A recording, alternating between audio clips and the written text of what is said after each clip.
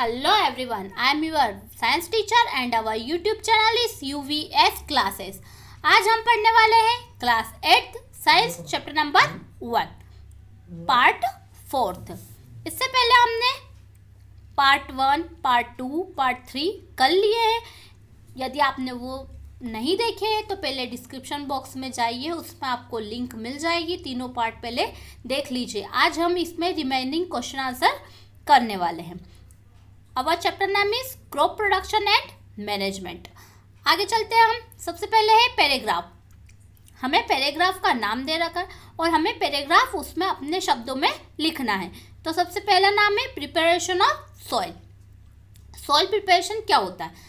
हमने पढ़ा था चैप्टर में भी कि जो फसल का सबसे पहला काम रहता है, जो फसल की सबसे पहली मेथड रहती है, वो क्या होती है? Preparation of soil. इसमें हम सॉइल को लूज करते हैं और जो उसमें न्यूट्रिएंट्स रहते हैं वो प्लांट को ग्रोथ के लिए काम आते हैं, हेल्प करते हैं। It is the first method to be followed before growing a crop. This method is usually employed for loosening the soil to allow the root to penetrate deep into it. The loosening of the soil help in the growth of several soil microbes, earthworms, etc. This help the plant to utilize the nutrition for their growth. आगे बढ़ते हैं हम। Sowing. Sowing क्या होता है? Sowing बीज को बोना। सोइंग मीन्स क्या होता है? बीज को बोना। जो हमने सॉइल को लूज किया था, जो हमने सॉइल प्रिपरेशन ऑफ सॉइल किया था, उसके बाद हम क्या करते हैं? बीजों को बोते हैं।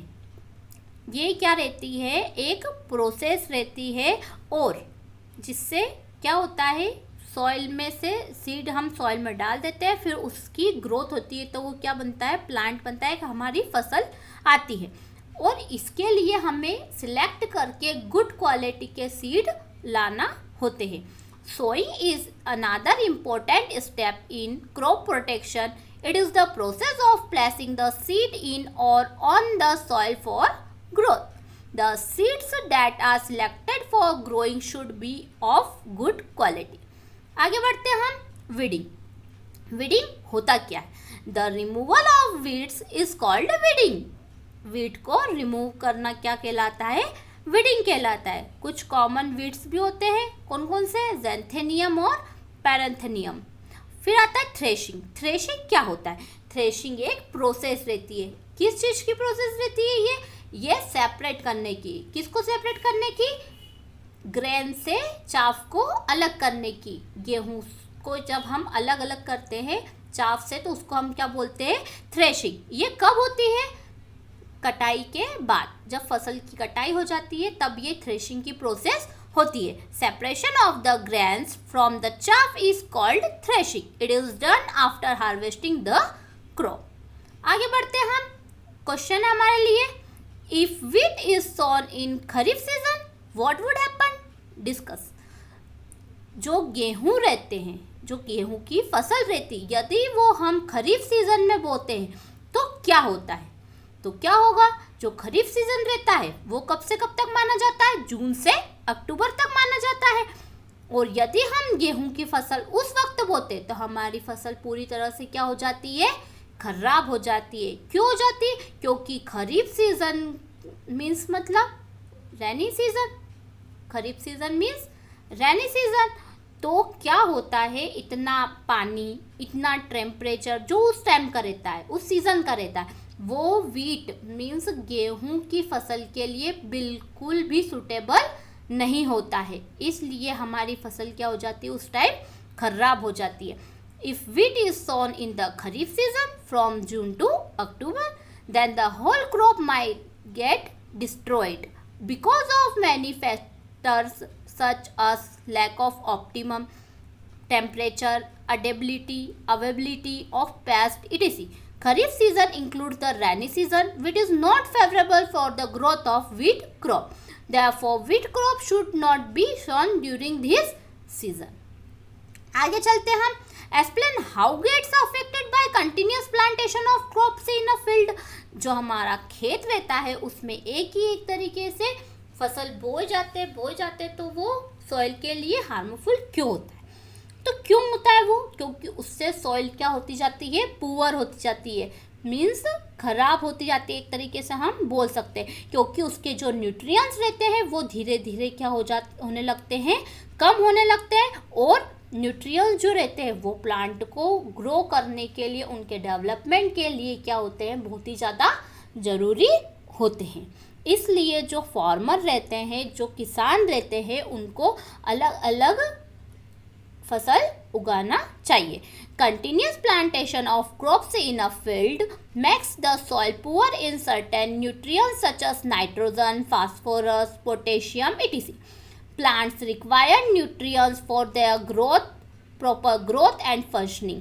When a farmer continues to grow crops one after the other, then all nutrients available in the soil reduce, the crop yield decreases automatically. आगे चलते हैं हम। What are weeds? Weeds क्या होता है? Weeds क्या होता है? How we control them? हम इसे कंट्रोल कैसे कर सकते हैं? तो वीड्स क्या होता है? Weeding involve removal of unwanted and uncultivated plants called weeds. जो अनचाहे पौधे रहते हैं जिन्हें हम बोते नहीं हैं, उसे हम क्या बोलते हैं?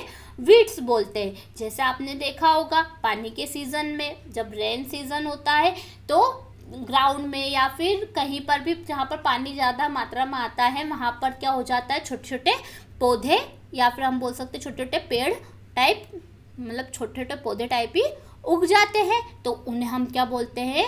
वीड्स। तो वीड्स ये जो रहते हैं, ये ऐसा नहीं कि यहीं पे उगते हैं, ये क्या होते हैं, खेत में भी, क्रॉप्स के पास में भी उग जाते हैं, जिससे फसल को प्रॉपर ग्रोथ के लिए प्रॉपर डेवलपमेंट नहीं हो पाता, उसको जगह अच्छे से नहीं मिल पाती है, इसलिए उसको हटाना एक किसान के लिए इम्पोर्टेंट होता है। तो उसको कंट्रोल करने के क्या क्या होता है? तो एक तो वीडीसाइड आता है। वीडीसाइड एक केमिकल रहता है, उसको स्प्रे करके वो वहाँ से हम उसको हटा सकते हैं। और जो ये वीडीसाइड रहता है, ये जो रहता है क्रॉप के लिए बिल्कुल भी हार्मफुल नहीं रहता है। फर्स्ट पॉइंट हमारा ये लिखा हमने, weeds can be controlled using weedicides. It is chemical which is spread in the field to kill all available weeds. Weedicides are not harmful to crops. आगे बढ़ते हैं हम। सेकेंड वाला क्या लिखा हुआ है?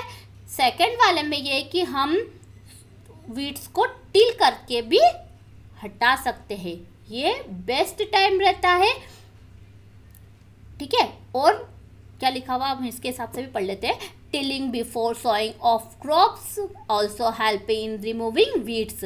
Tilling uproots the weeds. The best time for the removal of weeds is before they produce flowers and seeds. Third वाला है हमारा, the manual method of removing weeds is with the help of a खुरपी. हम खुरपी की help से भी weeds को रिमूव कर सकते हैं. इट इन्वॉल्व्स रेगुलर अपरूटिंग और cutting of weeds close to the ground. हम वीड्स की कटिंग कर सकते हैं पूरे ग्राउंड में. अब देखो खुरपी, तो खुरपी रहती कैसी है?